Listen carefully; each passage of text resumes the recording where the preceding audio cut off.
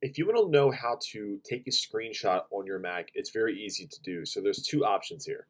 So option one is to hit Command Shift and 4 on your keyboard, and that's going to change your cursor to a plus sign. So hit Command Shift and 4, and as you see, the cursor changes.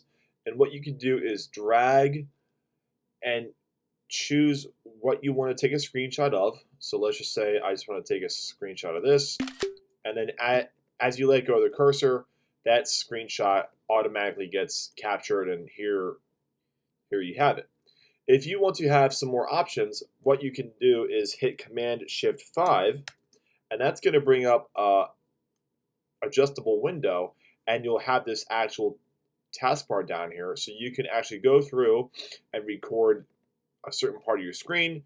You can capture certain things, and it kind of works the same way, but you have more options here. Capture the entire screen. You have all these different things that you can do, and it kind of works the same way. I like that way because you have more options here, so you can go through and really customize what you want, go through your options. This does actual screen recording as well, not just taking snapshots. So it's easy. And once you're satisfied with where you have this window here, you would just hit capture here, and it captures like a regular screenshot. So that's it. It's two ways to do it. Super simple and super easy.